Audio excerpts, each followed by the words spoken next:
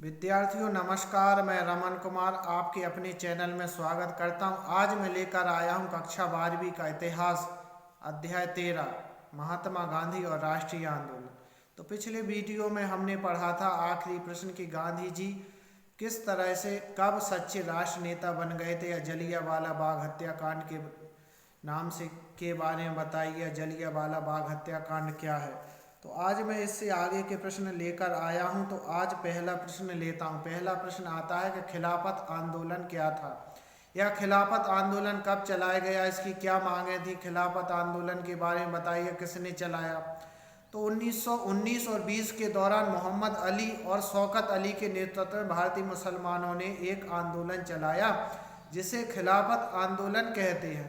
तो खिलाफत आंदोलन मोहम्मद अली और शौकत अली के नेतृत्व में भारतीय मुसलमानों ने यह आंदोलन 1919 और 1920 के दौरान चलाया था। तो इस आंदोलन की क्या मांगे थी? तो पहली मांग क्या थी कि पहले के ऑटोमन साम्राज्य के सभी इस्लामी पवित्र स्थानों पर तुर्की सुल्तान अथवा खलीफा का नियंत्रण बना रहे, और दूसरा था कि जजीरत उल अरब इस्लामी संप्रभुता के अधीन रहें। तीसरी मांग थी कि खलीफा के पास इतने क्षेत्र हों कि वह इस्लामी विश्वास को सुरक्षित करने के योग्य बन सके। तो इस तरह से उनकी तीन मांगें थी। तो पहली मांग क्या थी कि पहले के जो ऑटोमन साम्राज्य है उसके जो सभी इस्लामी पवित्र स्थानों पर तुर्की सुल्तान अथवा खलीफा का नियंत्रण बना रहे। दूसरी मांग थी कि जजीरत उल अरब इस्लामी संप्रभुता के अधीन रहे। तो जो जजीरा उल अरब इस्लामी है वह संप्रभुता के अधीन रहे, और खलीफा के पास इतने क्षेत्र हों कि वह इस्लामी विश्वास को सुरक्षित करने के योग्य बना सके। ये तीन मांगें थी। तो यह खिलाफत आंदोलन। फिर अगला प्रश्न आता है कि गांधी जी ने असहयोग अभियान के दौरान भारतीय उपनिवेशवाद से मुक्त करने के लिए क्या आग्रह किया।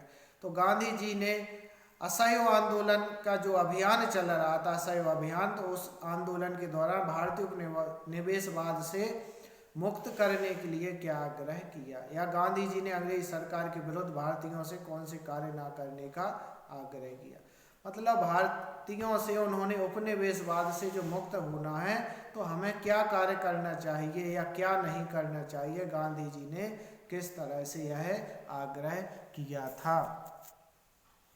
तो इसमें आइए जानते हैं उत्तर के गांधी जी ने रोलेट एक्ट सत्याग्रह की सफलता से उत्साहित होकर अंग्रेजी शासन के खिलाफ असहयोग अभियान की मांग कर दी। तो असहयोग अभियान क्या होता है? असहयोग का अर्थ है सहयोग ना करना।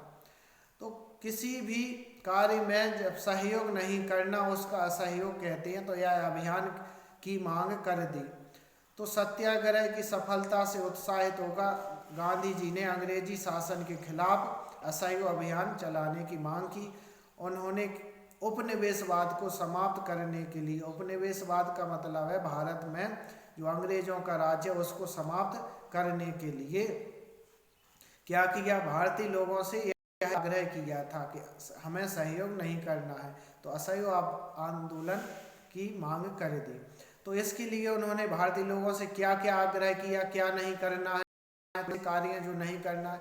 तो उन्होंने कहा कि वे स्कूल कॉलेजों और न्यायालयों में ना जाएं, स्कूल कॉलेज बंद कर दें, वहाँ ना जाएं, न्यायालयों में ना जाएं, कर ना चुकाएं।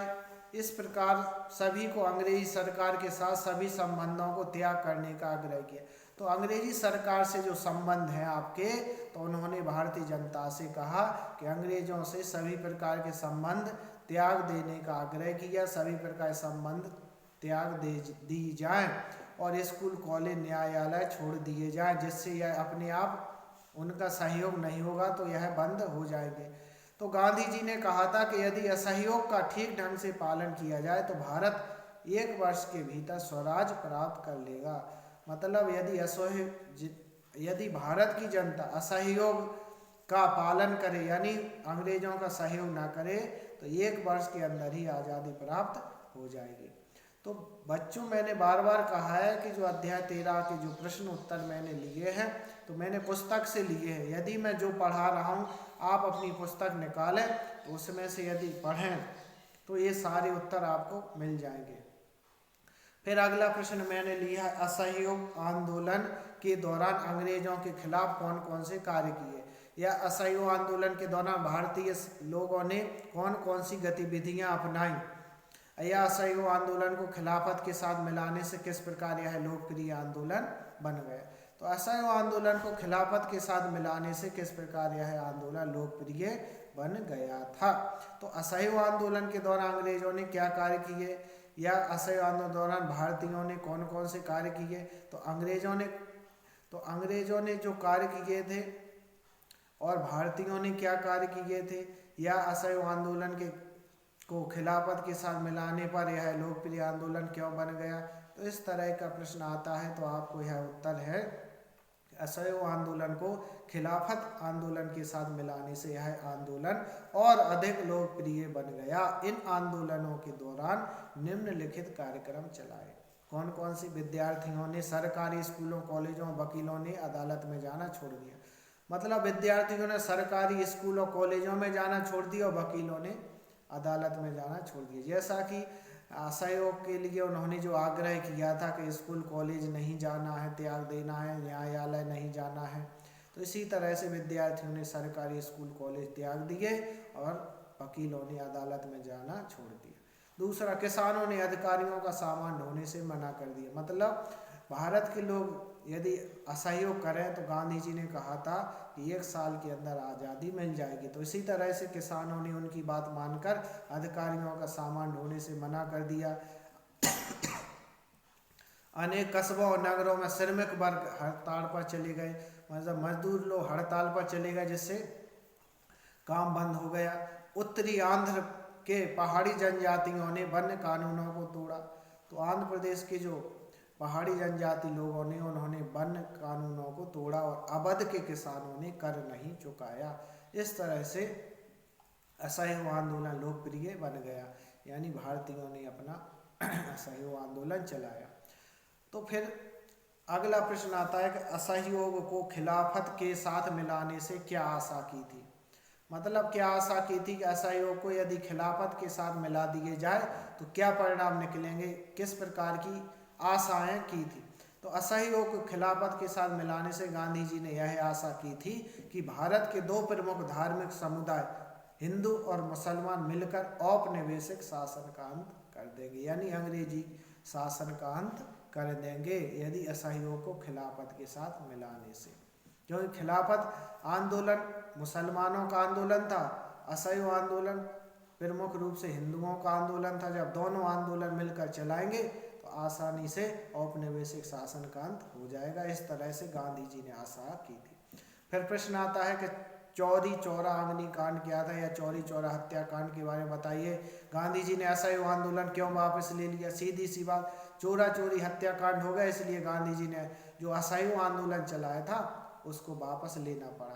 तो ये सब प्रश्न आते हैं कि चोरा चोरी हत्याकांड क्या है, या गांधी जी ने असहयोग आंदोलन को वापस क्यों ले लिया।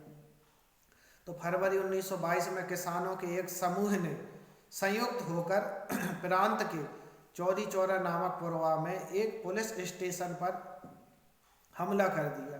तो फरवरी 1922 में किसानों के एक संगठन ने एक होकर प्रांत के चौरी चौरा नामक स्थान पर जो पुलिस स्टेशन था उस पर क्या कर दिया, आक्रमण कर दिया और उसमें आग लगा दी। तो इस अग्निकांड में अनेक पुलिस वालों की हत्या हो गई, यानी अनेक पुलिस वाले जलकर मर गए। तो इस अग्निकांड में अनेक पुलिस वालों की जान चली गई। हिंसा की इस कार्रवाई से गांधी जी को बहुत दुख पहुंचा और यह आंदोलन उन्होंने तत्काल वापस ले लिया। तो इस तरह से गांधी जी ने असहयोग आंदोलन को वापस ले लिया। क्यों ले लिया, क्योंकि चोरा चोरी नामक स्थान पर पुलिस स्टेशन पर आक्रमण कर दिया, भीड़ ने आग लगा दी, जिससे अनेक पुलिस वालों की जान चली गई थी, तो जलकर खत्म हो गए थे। तो इस कारण से यह आंदोलन गांधी जी को वापस लेना पड़ा। फिर अगला प्रश्न है कि रजवाड़ों में राष्ट्रवादी सिद्धांतों को बढ़ावा देने के लिए क्या किया गया। तो रजवाड़ों में राष्ट्रवादी सिद्धांतों को बढ़ावा देने के लिए प्रजा मंडलों की एक श्रृंखला स्थापित की। तो प्रजा मंडलों की जो श्रृंखला थी उसको स्थापित की और गांधी जी ने शासकों की अंग्रेजी भाषा की जगह मातृभाषा में राष्ट्रवादी संदेश का संचार करने को प्रोत्साहित किया। मतलब रजवाड़ों में यदि राष्ट्रवादी सिद्धांतों को बढ़ावा देना है, राष्ट्रवादी विचारधारा को बढ़ावा देने के लिए दो प्रयोग किए। एक तो प्रजामंडलों की एक श्रृंखला स्थापित की और दूसरा क्या किया कि अंग्रेजी भाषा की जगह मातृभाषा में राष्ट्रवादी संदेश देने को प्रोत्साहन दिया गया। इस तरह से गांधी जी ने राष्ट्रवादी सिद्धांत बढ़ावा देने के लिए कार्य किए। तो अगले वीडियो फिर मिलते हैं, तब तक के लिए नमस्कार।